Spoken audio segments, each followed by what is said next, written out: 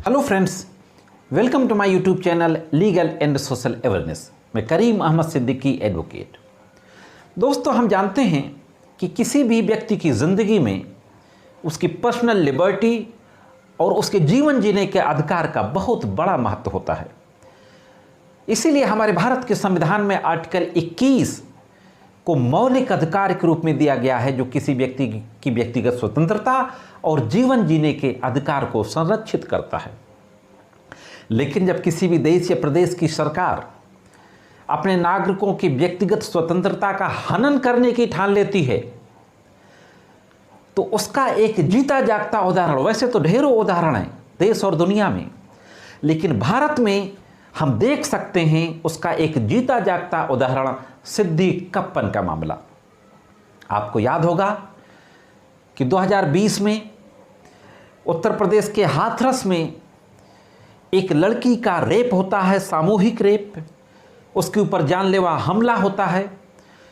दिल्ली के एक अस्पताल में इलाज के दौरान उसकी मृत्यु हो जाती है और पुलिस प्रशासन रात को ही उस पीड़िता के शव को जलाने का काम किया जाता है पुलिस के द्वारा। इस घटना को रिपोर्ट करने के लिए किसी मलयालम अखबार का एक रिपोर्टर सिद्दीक कप्पन केरल से उत्तर प्रदेश आता है और 6 अक्टूबर 2020 को पहले उसे शांति भंग के आरोप में गिरफ्तार कर लिया जाता है। शांति भंग के आरोप में गिरफ्तार करने के बाद उसको एसडीएम की अदालत में पेश किया जाता है, जहां से एसडीएम साहब उसको न्यायिक अवरक्षा में भेज देते हैं।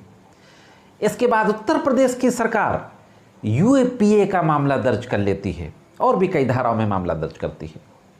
दोस्तों, अभी फ्राइडे को सुप्रीम कोर्ट ने फाइनली लगभग 2 वर्षों के बाद सिद्दीक कप्पन को जमानत पर रिहा करने का फैसला दे दिया है।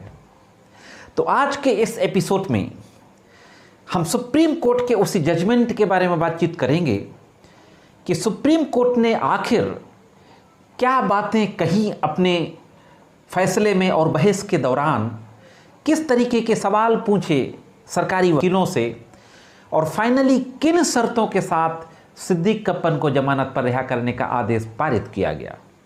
इस बहुत ही महत्वपूर्ण जानकारी, इसलिए जोड़े रहे आखिरी तक।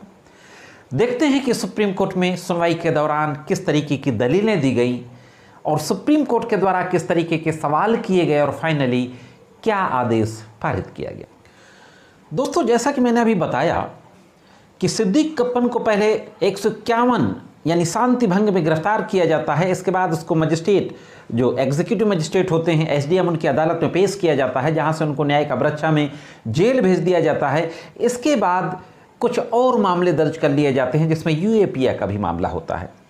जो कुल धाराएं जो लगाई गई थी सिद्दीक कप्पन के पास 153A, 295A आईपीसी और 17/18 यूएपीए अधिनियम और 65/72 इंफॉर्मेशन टेक्नोलॉजी एक्ट, यानी दंगा भड़काने की साजिश करना, 2 समुदायों के बीच में नफरत का माहौल पैदा करना और अपने पर्चों के जरिए, एक टूल किट के जरिए पूरे माहौल को खराब करने की साजिश रचना, ये सारे आरोप लगा करके ये मामले दर्ज किए जाते हैं। और यह भी आरोप लगाया जाता है कि सिद्दीक कप्पन के इसका जो संबंध है वो पीएफआई कोई संगठन है जो कि आतंकवादी समूह तक से जुड़ा हुआ है। उस संगठन से इनके तार जुड़े हुए हैं। पीएफआई की बैठक में भी ये शामिल थे और सारी फंडिंग वहाँ से की जा रही है और वहीं से इनको भेजा गया है। साथियों, सुनवाई के दौरान इसमें जो मुख्य रूप से जो 2 जजों के द्वारा जो सुनवाई की जाती है, मुख्य न्यायमूर्ति यूयू ललित और दूसरे जज सुप्रीम कोर्ट के एस रविंद्र भट्ट, इन 2 जजों की पीठ के द्वारा इस पूरे मामले की सुनवाई की जाती है। मैं आपको बता दूं कि पहले मथुरा की अदालत के द्वारा जमानत इनकी खारिज कर दी गई। इसके बाद इलाहाबाद हाईकोर्ट में दाखिल किया गया। इलाहाबाद हाईकोर्ट ने यह कहते हुए कि इनके पास आपत्तिजनक दस्तावेज मिले हैं, वहां से भी जमानत खारिज कर दी गई।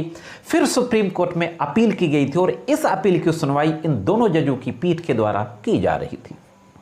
मुख्य न्यायमूर्ति महोदय के द्वारा एक महत्वपूर्ण सवाल किया जाता है उत्तर प्रदेश सरकार के वकील से। महेश जेठमलानी सीनियर एडवोकेट हाजिर होते हैं उत्तर प्रदेश सरकार की तरफ से।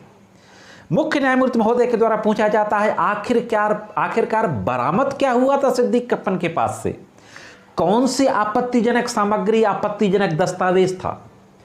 महेश जेठमलानी के द्वारा कहा जाता है कि जो दस्तावेज था उससे पूरे इलाके में दंगा भड़काने की साजिश थी, माहौल खराब करने की साजिश थी। फिर सवाल किया जाता है मुख्य न्यायमूर्ति महोदय यू ललित के द्वारा कि आखिर था क्या, उस दस्तावेज में लिखा क्या था? इसी दौरान जो सिद्दीक कप्पन के एडवोकेट थे, सीनियर एडवोकेट कपिल सिब्बल साहब, उनके द्वारा कहा जाता है कि जस्टिस फॉर हाथरस गर्ल के टाइटल वाले पर्चे बरामद हुए थे। स्टेट काउंसिल के द्वारा भी ये बात कही जाती है कि हाँ, जो पर्चे बरामद हुए थे उसमें लिखा हुआ था कि हाथरस की पीड़िता के लिए न्याय मांगने के लिए विरोध प्रदर्शन के लिए एकत्रित होना होगा। इस तरीके से दलित समुदाय को उकसाने का काम किया जा रहा था उन पर्चों के माध्यम से।